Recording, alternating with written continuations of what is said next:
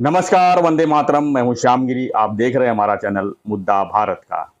मुद्दा भारत का यानी मुद्दा आपका। मुद्दा चल रहा है इसमें महाराष्ट्र की राजनीति का। जहाँ कर्नाटक चुनाव के बाद जो है महाविकास आघाड़ी की जैसे लॉटरी निकल गई है।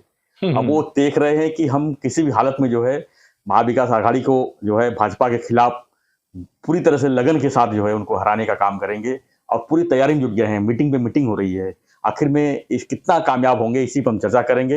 हमारे सहयोगी अनिल खत्री जी जानेंगे कि ये महाविकास आघाड़ी का जो इस समय जो जोश है कब तक बरकरार रहेगा और क्या उसका रिजल्ट आएगा। सर, क्या लगता है? महाविकास आघाड़ी फुल जोश में है, खूब मीटिंग हो रही है, तीनों पार्टियां आपस में मतलब पूरी ताकत के साथ जो है भाजपा के पीछे लग गई है। लगी है।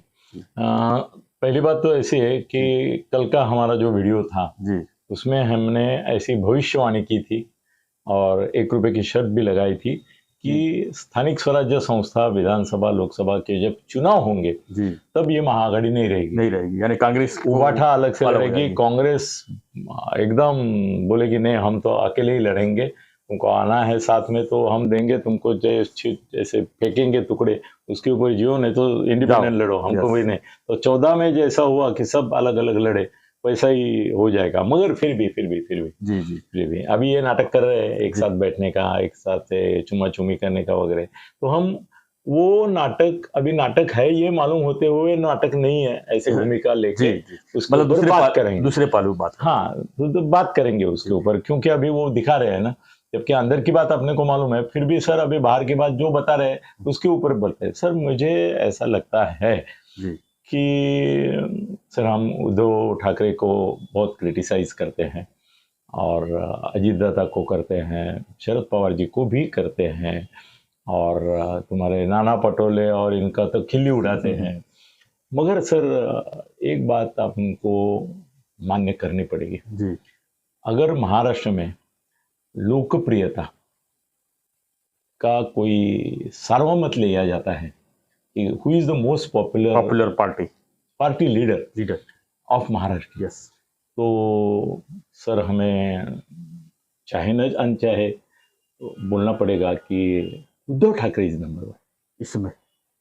तो उद्धव ठाकरे कैसे है ना कि मैं सब जगह घूमता हूँ, सभी से बात करता हूँ, कांग्रेस, राष्ट्रवादी, शिवसेना, उबाठा, सबसे अपनी दोस्ती है और आम लोगों से भी कहीं ना कहीं बातचीत, कोई कार्यक्रम में जाता हूँ तो लोग बोलते हैं कि आप ऐसा बोलते हैं मगर वो वैसा है वगैरह वगैरह वगैरह। और अलग अलग जो यूट्यूब चैनल चलते हैं उसके कमेंट्स भी मैं देखता हूँ। मेरे यहाँ बंद रखे हैं मगर दूसरों के कमेंट मैं देखता हूँ। सभी न्यूज चैनल जो है उनके भी यूट्यूब चैनल है उसके ऊपर भी कमेंट मैं देखता हूँ। तो सर मैं ये निष्कर्ष पे आ गया हूँ कि जो निष्कर्ष बीजेपी और शिंदे सेना को नहीं पसंद आएगा, मगर हम निपक्ष हैं तो हमको वो बोलना पड़ेगा। नंबर वन लोकप्रिय आज महाराष्ट्र में उद्धव ठाकरे। सहानुभूति के ऊपर सर सिर्फ सहानुभूति है ऐसा नहीं है, सिर्फ सहानुभूति है ऐसा नहीं है। सर कैसे है ना कि एक विरासत उनके पीछे खड़ी है, शिवसेना, बाला साहब ठाकरे, शिवसेना बाला साहब ठाकरे, वो बाला साहब ठाकरे की परंपरा के उनके वारिस है वो। ये भी एक मायना रखता है। सर देखो अभी हम छत्रपति श्री शिवाजी महाराज के जो वंशज हैं महाराष्ट्र में, तो उनका मूल्यांकन कभी नहीं करते, उनके बारे में अनुकूल प्रतिकूल प्रतिक्रिया वो आपस में देते हैं, मगर जो आम जनता है, विश्लेषक है, ये है, वो कभी भी कुछ देते नहीं, उनका मूल्यांकन कभी भी कोई नहीं करता है, क्योंकि वो मूल्यांकन से परे है, क्योंकि वो छत्रपति शिवाजी महाराज के वंशज है। इसके लिए हम उनके बारे में बोलते नहीं है, कुछ बोल सकते हैं मगर नहीं बोलते, क्योंकि उनके वंशज होने का एक सम्मान होता है। सर वही सम्मान उद्धव जी को मिलता है, ये बात याद रखनी पड़ेगी। शरद पवार और बाला साहब ठाकरे जी क्या पूछे? नहीं बोलिए। हाँ, शरद पवार और बाला साहब ठाकरे, इनमें कौन लोकप्रिय था? बाला साहब नो डाउट, 100 गुना, नो डाउट सर 100 गुना लोकप्रिय थे बाला साहब ठाकरे। तो शरद पवार की विरासत जो है वो जो सुप्रिया और अजीत दादा में मिली है सर, वो पर्याप्त नहीं, वो उस प्रकार की नहीं जो उद्धव के पास है।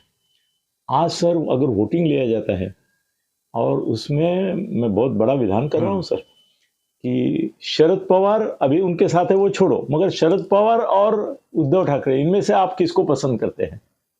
शरद पवार और उद्धव ठाकरे इनमें से किसको पसंद करते हैं?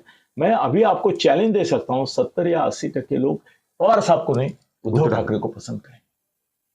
छोटी बात है सर? नहीं, बड़ी बात है। बड़ी बात है, और ये मैं कॉन्फिडेंस से कह रहा हूँ क्योंकि मैं जनता के हृदय के वाइब्रेशंस फील कर रहा हूँ सब जगह। लेकिन एक बात और मैं कह रहा हूँ जी, हमारे भी करीब अराउंड 30 या 39,000 सब्सक्राइबर हैं जी, लेकिन उसमें उद्धव की जहां पर आप तारीफ करते हो कोई लाइक नहीं करता। सिर्फ एक डिसीजन उनका, उद्धव का एक डिसीजन कि वो भाजपा के साथ चुनाव लड़के महाविकास आघाड़ी क्यों बनाए, ये उनका वीक पॉइंट लोग मानते हैं और उसके लिए जो है उनसे नाराज है सर। तो मुझे अगर लगता है हाँ, सर, राजनीति है, ये कुछ भी हो सकता है। जब कांग्रेस एनसीपी साथ शिवसेना जा सकती है तो इन फ्यूचर सर अगर मेरे को लगता है भारतीय जनता पार्टी को जरूरत पड़ी तो मेरे को लगता है कुछ तो नरमी बरतेंगे और उद्धव को कहेंगे कि तुम एक बार फिर से सर नहीं, मैं ये आपके सवाल का जवाब देता हूं मैं जी। मगर मैं आपको सवाल पूछता हूं कि मुझे महाराष्ट्र में जी उद्धव ठाकरे को पर्यायी लीडर बताओ कौन है?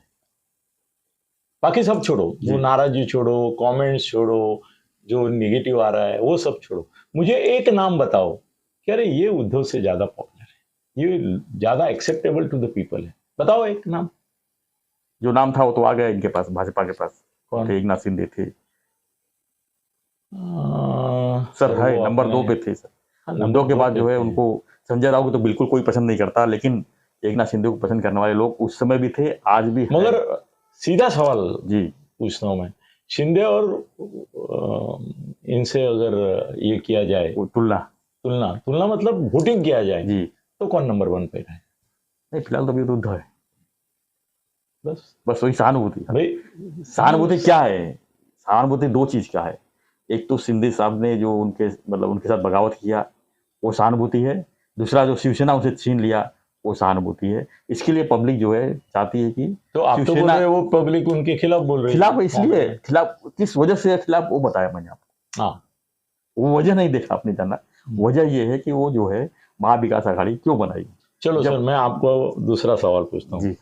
शिंदे और उद्धव ठाकरे में अगर कंपटीशन होती है जी, वोट पड़ते हैं लोगों को, काल्पनिक हाइपोथेटिकल, तो किसको ज्यादा वोट मिलेंगे?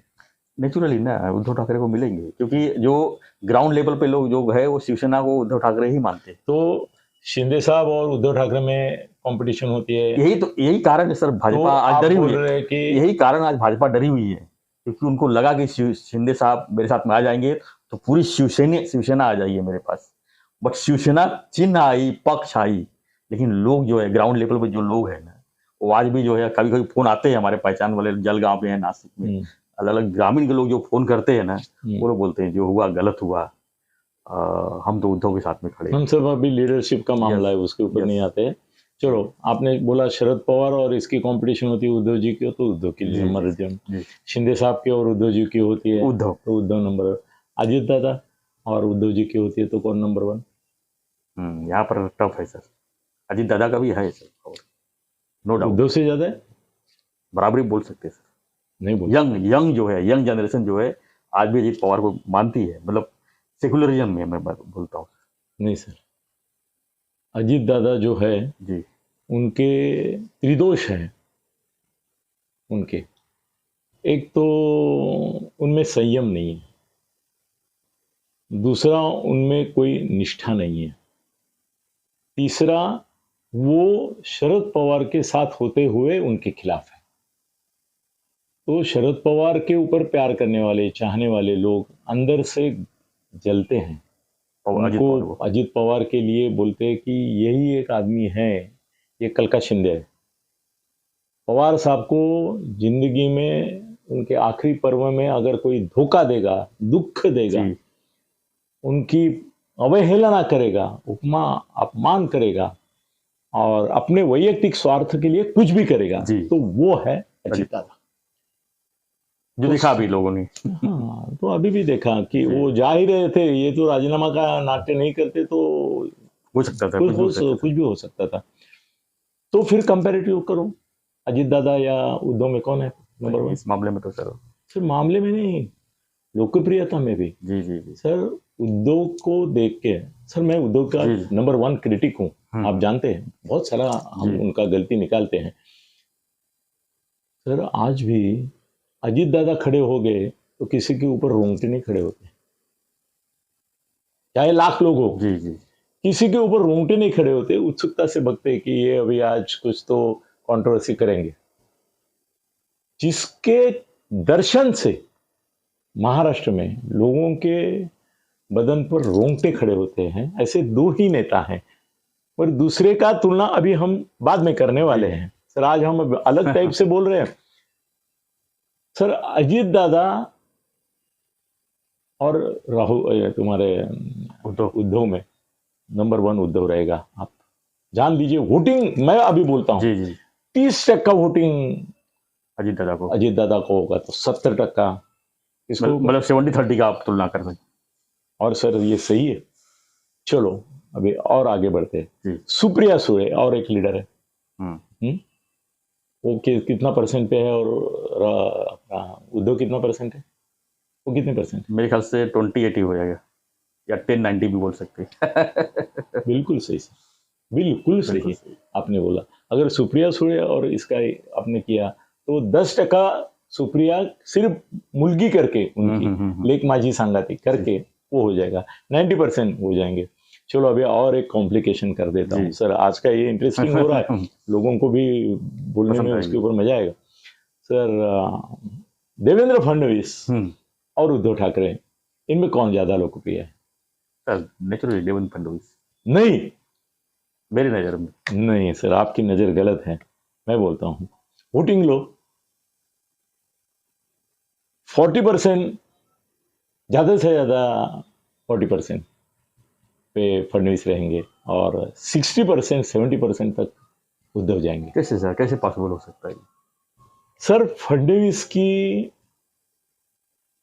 त्रिदोष जो सिद्ध हो गए हैं, एक तो वो खुद को मोदी समझते हैं, महाराष्ट्र के मोदी, हाँ, जबकि नहीं है। दूसरी बात, वो अपने ही पार्टी के लोगों से इतनी खुन्नस निकालते हैं, और उनको क्रिटिसाइज करने के लिए अगर उनके मुंह से कभी गलती से भी आ गया कि भाई मुख्यमंत्री लोकांच्या मनातला मी है, या मुख्यमंत्री पद का दावेदार मैं हो सकता हूं, तो सर वो निर्दयता से उसको, मराठीमध्ये आम्ही बोलतो देशोधडीला लावतात। मतलब उसका कोई ठाव ठिकाना नहीं रहता। खड़से हो, विनोद तावड़े हो, हमारा आशीष बच गया है खाली, बाकी सबकी तो मुंडे, अपनी पंकजा उसकी भी वाट लगा दी ना। वाट लगा दी तो कैसी वाट लगा के रखी है, अभी तक वो बेचारी उभर नहीं पा रही है। तो पहला खुद को मोदी समझना महाराष्ट्र का, दूसरा अपने ही लोगों से खिलाफत रखना, खुन्नस और सूड लेना, और तीसरी बात यह है सर कि वो इतने ओवर एम्बिशियस हैं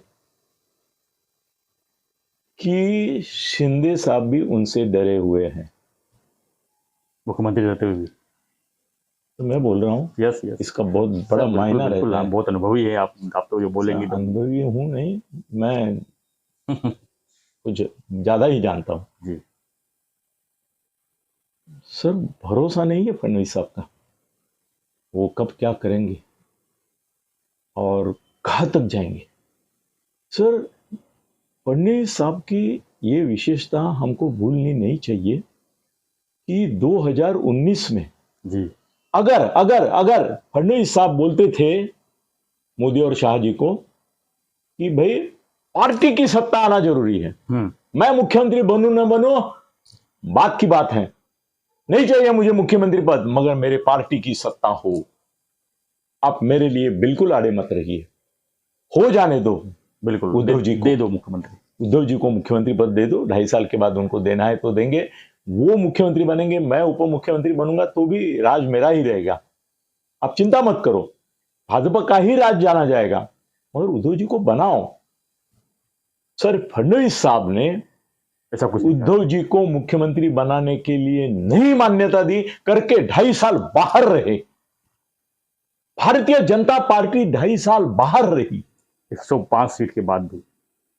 किसका दोष है ये? मोदी शाह का नहीं मानता हूं मैं। अगर फडणवीस साहब उनके पास जाते और उनको प्यार से बोलते हैं, सर हमारे पार्टी में व्यक्ति से ज्यादा पार्टी बड़ी होती है। हजारों इनके नेताओं ने बार बार बोला है जी, जी। कि हमारी पार्टी में व्यक्ति से ज्यादा पक्ष बड़ा है। 10 लोग कोई व्यक्ति, सर मोदी को बड़ा नहीं मानते वो पक्ष से, और मोदी खुद को पक्ष से बड़ा नहीं मानते। जरूरत पड़े तो वो त्याग करने के लिए तैयार होंगे। मैं अभी बोलता हूं कि कल अगर ऐसी सिचुएशन हुई कि बीजेपी को क्लियर कट मेजॉरिटी नहीं मिली और जो पार्टी एनडीए में आना चाहती है उन्होंने बोला कि मोदी को हम सहन नहीं कर सकते, वो मोदी सर पहले आदमी होंगे, वो बोलेंगे ठीक है कोई बात नहीं। इनको कौन सम्मत है हम में से? राजनाथ सिंह है? कौन है? गडकरी है? उनको बनाओ, मेरी कोई हरकत नहीं। Party first. Party first. मगर इन्होंने 2.5 साल तक बीजेपी को वंचित रखा। सर बीजेपी वाले परेशान हो गए। परेशान नहीं हुए, गाली दे रहे थे, बोले एक आदमी को मुख्यमंत्री बनने के लिए 2.5 साल हमको बाहर रखा। तो कौन सी लोकप्रियता की बात कर रहे हैं आप? आज भी कहाँ मुख्यमंत्री है? नहीं, वो तो और एक विटंबना है। विटंबना ही बोलूंगा, शोकांतिका ही बोलूंगा कि इतना सारा कुछ करने के बाद सर शाह और मोदी, देखो उन्होंने ये सोचा होगा कि 2.5 साल हमारी सत्ता नहीं आई, वो सिर्फ इस आदमी ने अगर एक शब्द बोला होता कि चलेगा मेरे को इनको लेना, तो उद्धव ठाकरे ने 5 बार फोन किया और हफ्ता भर राह देखते रहे कि अभी फोन आएगा, अभी फोन आएगा, फिर मैं मुख्यमंत्री बनूंगा। सर वो तो यहां तक तैयार हुए थे। मैं बोल रहा हूं सर, और मैं संजय राउत के हवाले से बोल रहा हूं, नाम ले रहा हूं, यहां तक उद्धव ठाकरे ने बताया था कि एकनाथ शिंदे जी को मुख्यमंत्री बनाते हैं, मैं नहीं बनता हूं। मतलब उन्होंने त्याग की भावना दिखाई थी और फडणवीस साहब ने नहीं, अपनी जिद छोड़ी करके 2.5 साल बाहर रहे। वो आदमी उद्धव से लोकप्रिय हो सकता है? सर एक सवाल उठता है, पर 2.5 साल बाहर रहने के बाद भाजपा को कितना नुकसान हुआ है आपको लगता है? बहुत सारा हुआ सर, बहुत सारा मानते हो ना? बिल्कुल होते हैं, होता है ना सर। 2.5 साल पावर के बाहर 2.5 साल में महाराष्ट्र कितना नुकसान हुआ, लोगों को कितना नुकसान हुआ, और पार्टी का नुकसान तो हुआ ही सर लोगों का, क्योंकि कोरोना काल भी उसी समय में था। हाँ नहीं सर देखो, पॉलिटिकल अपोजिशन एक तरफ जी। कोरोना की जो स्थिति थी उस समय, सर भला पैसा खाया उन्होंने, अब्जावधि रुपए खाए, कोई 1000 करोड़ 2000 5000 करोड़ खाए, मगर सर महाराष्ट्र में, उत्तर प्रदेश या दूसरे राज्यों में जो स्थिति वो नहीं हुई, इसका भी आपको क्रेडिट देना होगा। क्रेडिट देना होगा, और वो उद्धव जी के साथ साथ हमारे राष्ट्रवादी के जो आरोग्य मंत्री थे उनको भी देना होगा। उन्होंने भी बहुत मेहनत की। सर ऐसा मंत्रिमंडल क्या है ना कि पॉलिटिकली वो मैच्योर नहीं थे, मगर फील्ड में अच्छा काम किया उन्होंने। सर आप सोच के देखिए कि कोरोना आता है, 1.5 साल 2 साल चलता है, और शिंदे फडणवीस की सरकार होती है, तो न खाएंगे न खाने देंगे। इस झमेले में लोगों को जान जाते, लोग मर गए। तो कभी कभी ये पॉलिसी नहीं होती है अच्छी। खाने दो, खिलाने दो, मगर काम करो, लोगों को सेवा दे, राहत दो, लोगों को राहत दो। सर दूसरी एक बात ऐसी है कि उद्धव जी जो है वो सिर्फ प्रोफेशनल पॉलिटिशियन नहीं है। अगर होते तो वो रिजाइन नहीं करते, वो इमोशनल पॉलिटिशियन है। उन्होंने जो राजीनामा दिया, दोपहर को बंगला खाली करना ठीक है, वो अपने राहुल जी ने भी किया, मगर मनोहर जोशी ने भी किया था 1 घंटे के अंदर। तो मगर सर वो इमोशनल डिसीजन राजीनामा का था, वो इतना भारी पड़ गया उनको बाद में। फिर भी उन्होंने दिया ना उसको। आज वो ये नहीं कहते मेरी गलती की, बोला उन्होंने? नहीं बोला सर, क्योंकि वो इमोशनल आदमी है, उद्धव इमोशनल है। उनमें दोष कई है, उसके बारे में हम बोलते हैं, बोलेंगे, मगर सर पॉलिटिकल चीटिंग जो है ना जी, ये महायुति के अभी के जो मेंबर्स है वो जितनी कर सकते हैं उस हद तक जाके उद्धव जी नहीं कर सकते। बड़ा विधान कर रहा हूं, और सर ये विधान मेरे मुंह से आना बड़ी बात है। क्योंकि मैं उनका क्रिटिक हूं ओपनली। कल आप अगर मुझे बोलेंगे कि सर आज तो क्रिटिक कर रहे हैं मगर अलग मुद्दों पर कर रहा हूं, वही मुद्दों पर नहीं कर रहा हूं। सर मैं बोलता हूं, सर आप एक क्षण के लिए हम फडणवीस और इनकी तुलना करें, आप ये समझो कि अभी हम दोनों बैठे हैं, चलो उद्धव जी की इतनी लंबी बात क्यों करनी है। अब पिछले एक साल में आपने उत्तर भारत में मेरी लोकप्रियता इतनी बढ़ाई, मेरे को एक स्टेटस दिया जी। आज उत्तर भारतीय समाज के लोग मुझे सर चौपाटी पे ये मिला, मुझे भेड़ वाला वो बोला कि मैं आपका मुद्दा देता हूँ। मैं इतना रोमांचित हो गया, मैं बोला आम उत्तर भारतीयों तक पहुंचा। और आपको खबर सुन के शायद आश्चर्य होगा, कई बार मेरे मराठी वीडियोस के व्यू जितने आते हैं उससे डबल आपके आते हैं। बिल्कुल सर आपने मुझे कुछ बनाया, हिंदी में मेरे एक पहचान दी। हमने- कल अगर ऐसा हो गया, हमने नहीं बनाया, लोगों ने बनाया। लोग नहीं तो सर, बहुत- ऐसा नहीं, आपकी भी सर देखो अवसर देना। जी। उद्धव जी ने जो मंत्री है उसने काम किया वो ठीक है, मगर उसको अवसर किसने दिया? उद्धव जी ने। पार्टी ने दिया। मंत्री किसने बनाया? बड़े बड़े खाते जो हैं डिपार्टमेंट से वो किसने दिए? पार्टी ने दिया। उद्धव जी ने दिए।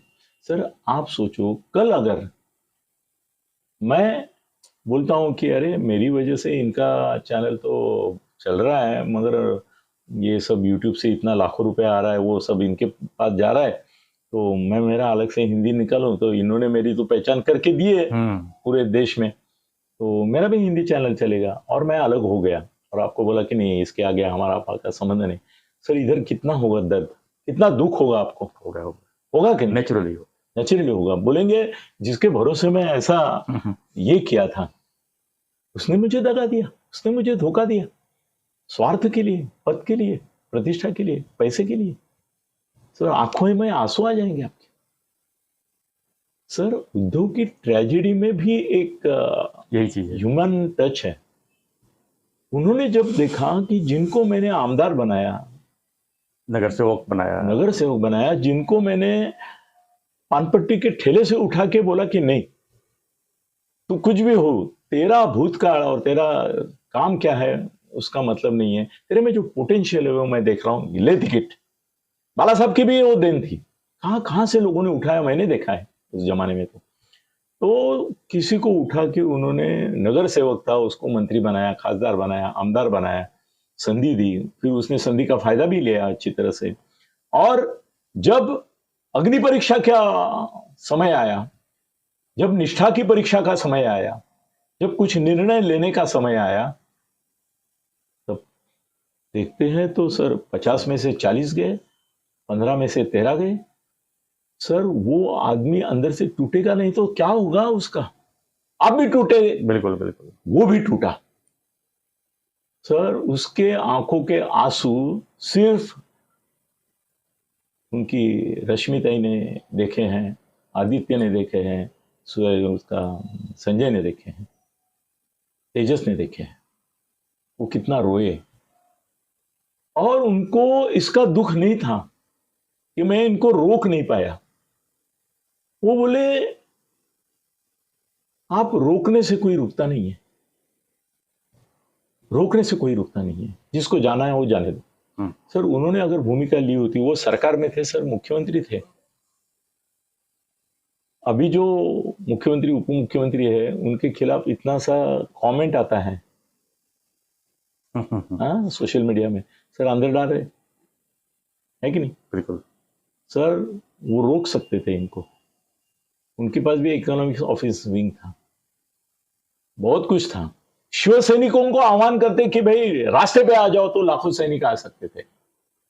नहीं किया उन्होंने, जो होता है होने दो, नहीं नहीं वो तुम्हारी इच्छा, जाओ जो करना है करो। सर ये करने के लिए भी धर्मराज का कालिजा लगता है। सर ये ऐसा धर्मराज है उद्धव, आज आप बोलेंगे कि क्या चल रहा है, क्या आज एकदम उल्टा ही चल रहा है। सर ये धर्मराज है जिसने अपने नशा में द्यूत के अपनी द्रौपदी दांव पे लगा दी। जी। इतने महान व्यक्ति थे दुर्योधन, ये तुम्हारे युधिष्ठिर, धर्मराज, फिर भी जुआ खेले, फिर भी द्रौपदी को इसमें लगा दिए, राज्य गंवा दिए। सर ये आधुनिक धर्मराज है जिसने द्यूत खेला और उसमें अपनी 70 रूपी द्रौपदी को भी खो दिए। सर हम मुद्दे पे आते हैं। मुद्दा ये सर, मुद्दा इसमें ये बन रहा है इसके- आज की स्थिति में उद्धव को कोई पर्याय नहीं, फडणवीस भी नहीं, शिंदे भी नहीं, अजीत दादा भी नहीं, सुप्रिया भी नहीं, शरद पवार भी नहीं जी। और वो नाना पटोले वगैरह तो उनका नाम लेना मतलब तो वाह। तो उद्धव के बलबूते पर सर अगर महाआघाड़ी चुनाव लड़ती है जी, उद्धव का आगे करते हैं और एक रहते हैं, वो बात और हाँ। अलग है। तो सर हालत ऐसी हो जाएगी कि थोड़े ही कम पड़ जाएंगे महाआघाड़ी को, जो अपक्ष और फूटने वाले लोगों के ऊपर निर्भर रहेगा। मतलब भाजपा को बहुत बड़ी चिंतन की जरूरत है, चिंतन टक्कर हो जाएगी।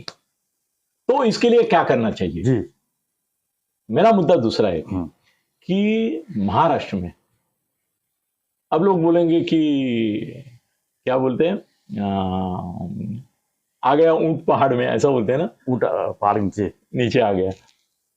तो सर मुझे ऐसा लगता है कि उद्धव की टक्कर में किसी एक नेता को जी भारतीय जनता पार्टी और शिवसेना ने मिलकर, अधिकृत शिवसेना ने मिलकर खड़ा करना चाहिए। और उस ताकत का आदमी अभी आप जो बोलते हैं वो एक नाथ शिंदे। अगर आप फडणवीस की प्रतिमा बढ़ाने को जाएंगे तो मार खाएंगे, पक्का मार खाएंगे। ये मर्द मराठा है, उसकी एक अपनी इमेज है, वो असामान्य नेता सामान्य लोगों का है जी। सर इसमें तुम्हारे कर्नाटक में जो नेता जीते हैं वो सामान्य आदमी के असामान्य नेता थे करके जीते हैं। तो उद्धव के सामने बीजेपी को और इनको प्रोजेक्ट करना चाहिए कि एकनाथ शिंदे हमारा चेहरा है। वो चेहरा बोलेंगे मगर वो सर प्रोजेक्शन जो है ना वो देने के लिए मन का बड़प्पन लगता है, बहुत बड़ा मन लगता है कि मैं भाजपा का आदमी हूं फिर भी मैं शिंदे की तारीफ कर रहा हूं, उसको ऊंचा कर रहा हूं, उसको बड़ा कर रहा हूं, उद्धव की टक्कर का बना रहा हूं। बनाना ही पड़ेगा सर, समय कम है। वो सर मन नहीं है ना बीजेपी के अंदर। तो फडणवीस आगे बढ़ता है तो उसके पांव खींचते हैं उनके ही लोग, है कि नहीं। दिल्ली में जाके कानाफूसी करते रहते फडणवीस के खिलाफ।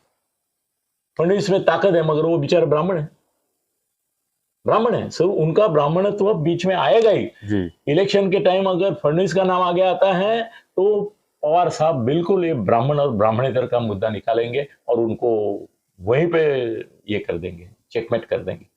शिंदे साहब हैं और शिंदे साहब को टक्कर का उद्धव के बनाने के लिए भाजपा का दिल बड़ा होना चाहिए। हौसले शिंदे साहब के बुलंद है मैं जानता हूं मगर संकोची है वो सर। वो खुद कभी नहीं बोलेंगे कि मेरे को इतना बड़ा बनाओ कि मैं उद्धव को टक्कर दे सकूं। भाजपा को एक ही चीज करना है सर, भाजपा और शिंदे को मिलकर जो ग्राउंड लेवल के शिव सैनिक है उनको कैसे अपनी तरफ आकर्षित करें, कैसे उनको अपनी तरफ खींचे, मतलब उद्धव के खिलाफ, तो ही कुछ हो सकता है सर। और तो सर एक याद रखो सर, आदमी पैसे से खरीदा जा सकता है मगर उसका दिल नहीं और दिमाग खरीदी नहीं कर सकता है।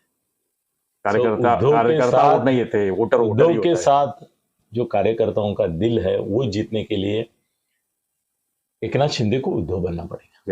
एकनाथ शिंदे को बाला साहब बनना पड़ेगा। उतना बड़ा दिल रखना पड़ेगा। वो रखने की काबिलियत रखते हैं मगर ये बीजेपी वालों को मान्य करना पड़ेगा कि हमारे नेता सर बीजेपी के पोस्टर लिखते हैं तो उसके ऊपर एकनाथ शिंदे का फोटो डालने को संकोच करते हैं। वो शिविर ले कल मैं जा रहा था जी, वो अपने लोगों के मुंडिया लगाए थे सब शिंदे साहब का नहीं था। जिस दिन इनको समझ में आएगा कि हमारा तारणहार एक ही है उद्धव की टक्कर में, वो एकनाथ शिंदे, उस दिन वो अगर एकनाथ शिंदे को उस प्रकार से प्रोजेक्ट्स देते हैं तो उद्धव से टक्कर होगी। नहीं तो आज की तारीख में बताता हूं, महायुति को अगर महाआघाड़ी बिखर गई तो अंधा ही नहीं जी, मगर एक रही और उद्धव ठाकरे ही उसके नेता हो गए। ये भी लिख के रखो। तो उनसे टक्कर लेने के लिए एकनाथ शिंदे को बड़ा करना होगा, वो बड़प्पन मन का दिखाना चाहिए। वो भाजपा दिखाएगी ऐसा मुझे विश्वास नहीं है। छोटा सा एग्जांपल दे रहा हूँ जी, छोटा सा जी। थाना में एकनाथ शिंदे गढ़ है, वहां बीजेपी क्या स्थिति है, दोनों है साथ में, लगता है आपको? कहा तो अरे महापालिका शिंदे साहब के पास है तो संजय केरकर रोज उनके ऊपर गाली प्रदान करता है, कुछ एक्विजिशन allegation। करता है और उनके खिलाफ, उनको मालूम है कि महापालिका के खिलाफ बोलता हूं मैं तो एक्सपोज मैं शिंदे साहब को करता हूं, मगर Yes। एक दिन भी छोड़ते नहीं है। तो सर उनका तो बड़ा कैसे होगा? शत्रु, मैंने एक बार बोला था, शिंदे साहब का थाना में बड़ा शत्रु जितेंद्र नहीं है, यहाँ की बीजेपी है। यस, अगर थाना में होते हुए थाना की बीजेपी शिंदे साहब को बड़ा मानने को तैयार नहीं, नेतृत्व उनका स्वीकारने को तैयार नहीं, क्या महाराष्ट्र की बीजेपी क्या उसको करेगी? कैसे होगा फिर?